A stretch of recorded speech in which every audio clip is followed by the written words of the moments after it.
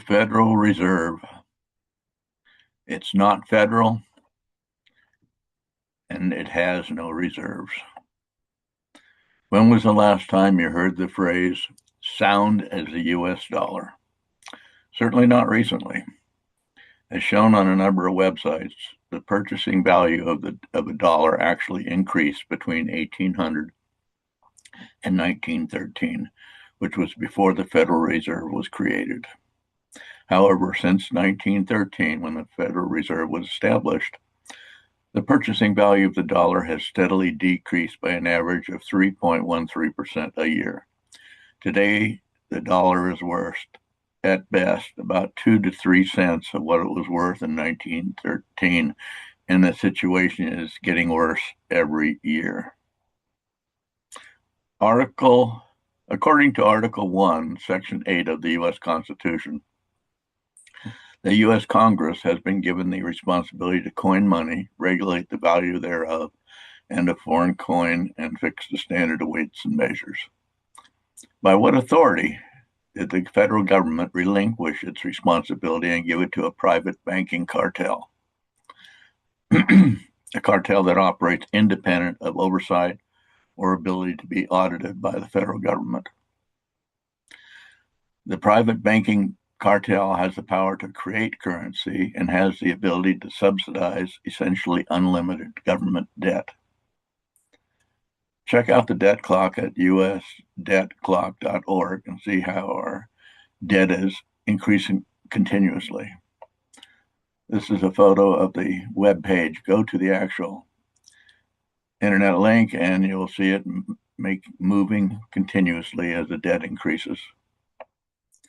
Since the Federal Reserve has never been audited, we cannot know for sure who exactly owns the debt. This is one graph taken from the internet that approximates its distribution a number of years back.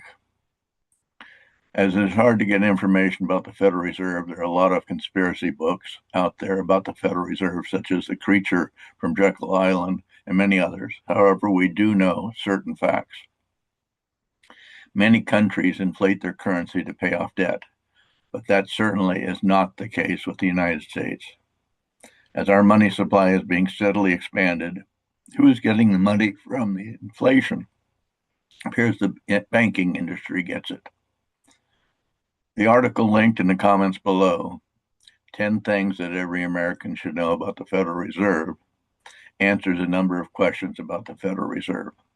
That article states the Federal Reserve is a privately owned banking cartel where member banks are paid dividends of 6% a year. Supposedly, the Federal Reserve provides needed services. It manages inflation. How so? It devalues our money by inflating our money supply, usually a bit over 3% a year. Also by subsidizing giveaway programs, like in the Biden era's hyperinflation. It creates inflation rather than manages it. Supposedly it supervises the banking system. Why would we let a private banking cartel be in charge of policing federal banking law? Kind of like the fox in the henhouse. Supposed to maintain the stability of the financial system. Since it has failed to stop recessions, depressions, or other financial discontinuities, and has allowed our national debt to skyrocket to near insolvency, it's certainly failing in that category. Provides banking services. What? It loans money to banks and sets interest rates for those loans and finances government spending, all of which have a negative impact on the market and our government's fiscal responsibility. In short, it fails in its duties to provide a stable monetary system.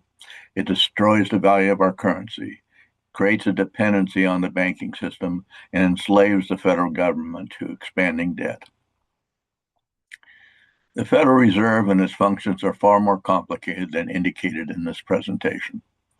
Over the years, it has taken on one new responsibility after another, in a futile attempt by our government to have this banking cartel actually manage our free enterprise system.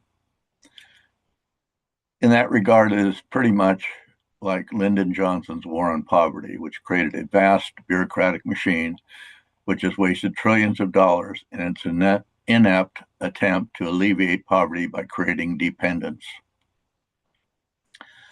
A stable and dependable monetary system was a constitutional basis for the government to manage our monetary system.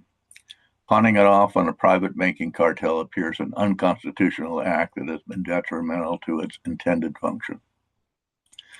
There's no reason other than to enrich the banking industry that our money should be devalued 3% or more year after year after year. While those who hold hard assets may be protected from this inflation, it's outright theft for all those who are paid wages, those who have money set aside, invest in treasuries or in checking and savings accounts. The creation and operation of the Federal Reserve would appear to be unconstitutional from the outset, but who has the power to stop it? Like so many government-instituted programs, once put in operation, rectifying the situation can be near impossible. We're on the road to fiscal collapse. A solution to deprivatize our monetary system needs to be explored and action taken to resolve it, so that the expansion of our money supply no longer devalues our currency or provides a blank check for wasteful government spending programs.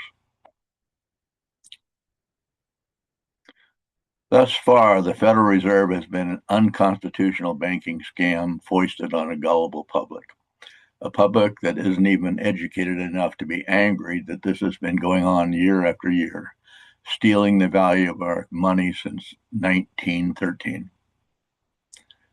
What are we going to do about it?